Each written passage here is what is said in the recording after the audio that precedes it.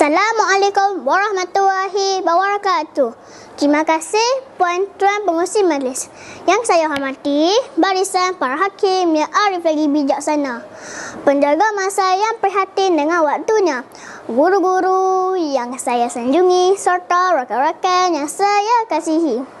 Mari kawan-kawan semua dengar cerita dari saya, cerita zaman dahulu kala, kisah rahsia seorang raja. Pada zaman dahulu ada seorang raja yang mukanya masam dan tidak ceria. Rakyat jelata menyangkakan baginda jatuh sakit. Namun doktor diraja mengesahkan bahawa baginda masih sihat dan masih kuat. Rakyat jelata pula membuat andaian bahawa raja mengalami masalah kewangan. Namun bendahari istana mengatakan bahawa harta raja lebih banyak daripada harta negara jiran. Pelbagai andaian telah dibuat oleh rakyat jelata, namun tiada satu pun yang tepat. Pada satu hari, seorang tukang gunting rambut telah dijemput ke istana untuk menggunting rambut raja. "Tuanku, patik tahu kenapa tuanku tidak gembira," kata tukang gunting rambut. "Jangan beritahu sesiapa pun tentang perkara ini." Raja memberi amaran kepada tukang gunting rambut dengan muka yang bengis. Tukang gunting rambut itu seorang tidak pandai menyimpan rahsia. Namun selepas digertak oleh raja dan menjanji tidak akan membocorkan rahsia baginda, walaupun isterinya bertanya, dia tetap membisu. Rakyat jelata mendapat tahu bahawa raja mengetahui rahsia raja. Mereka mengekori ke mana sahaja tukang gunting rambut itu pergi untuk mengetahui rahsia raja. Apabila dia pergi mendayung perahu di tasik, banyak perahu yang datang mengelilinginya. Tukang gunting rambut berasa rimas kerana mereka sentiasa mengekorinya. Selepas kejadian itu, tukang gunting rambut berpindah ke kampung supaya tidak diganggu lagi. Namun, di kampung, dia diganggu pula oleh petani-petani ketika dia sedang menghirup udara segar di sawah. Apabila dia pulang ke rumah, saudara mara dia pula datang dan memaksanya memberitahu mereka tentang rahsia raja. Tukang gunting rambut berasa tertekan. Isteri tukang gunting rambut risau melihat keadaan suaminya yang tertekan. Namun dalam masa yang sama, dia juga berharap agar suaminya memberitahunya tentang rahsia raja itu kepadanya. Pada satu hari, ramai orang berkumpul di hadapan rumah tukang gunting rambut. Isteri tukang gunting rambut memintanya supaya menceritakan sahaja rahsia itu kepadanya. Tukang gunting rambut tidak boleh bersabar lagi. Dia berlari ke taman bunga istana raja. Dia nampak sebatang pokok yang mempunyai lubang di tengah-tengahnya. Tukang gunting rambut menjerit sekuat-kuat hatinya ke dalam lubang pokok itu. Dia berasa lega kerana dapat meluahkan rahsia raja itu. Kemudian dia pun pulang ke rumahnya. Apabila sampai ke rumahnya, isterinya mendesak supaya dia menceritakan rahsia raja itu kepadanya. Dengan muka yang tenang, tukang gunting rambut itu pun menjawab, "Saya sudah tiada rahsia lagi untuk diberitahu." Tukang gunting rambut itu pun masuk ke biliknya tanpa menghiraukan pertanyaan isterinya itu dan tersenyum riang. Pada satu hari, seorang pemuzik diraja pergi ke taman bunga istana raja untuk memilih kayu pokok yang berkualiti tinggi.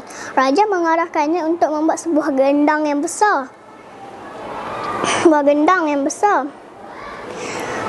Pemuzik itu nampak sebatang pokok yang berlubang. Pokok itulah yang menjadi tempat tukang gunting rambut meluahkan rahsia itu. Dia pun menebang pokok itu lalu dibawa balik ke istana.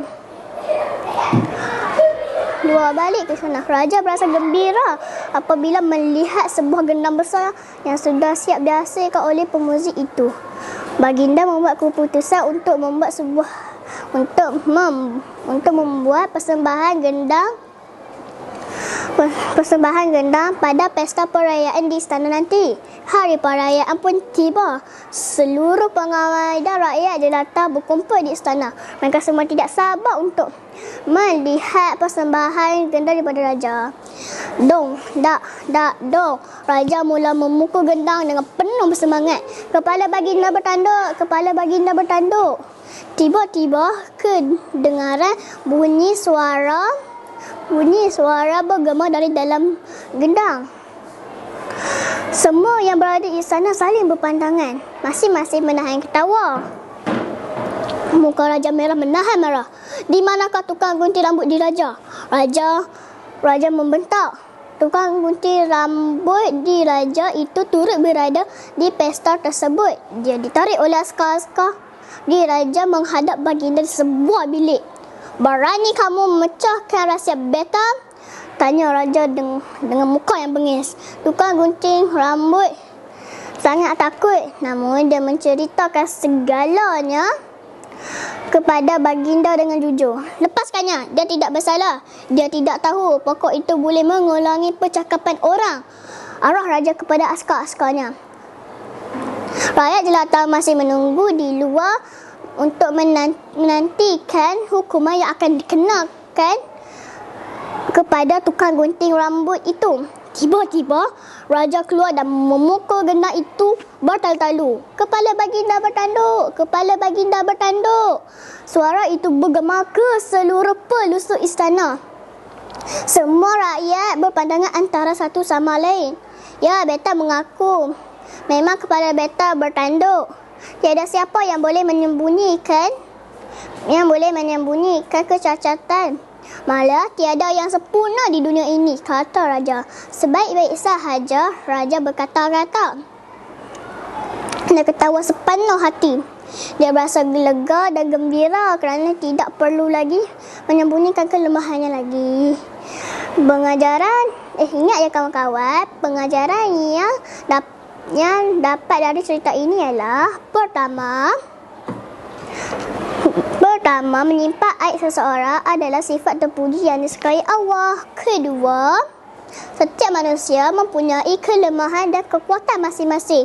Dan yang ketiga pula, setiap masalah yang kita hadapi akan ada jalan penyelesaiannya. Banyakkan bersabar dan mohon pertolongan hanya dari Allah. Sekian daripada saya sudahi dengan wassalamualaikum warahmatullahi wabarakatuh.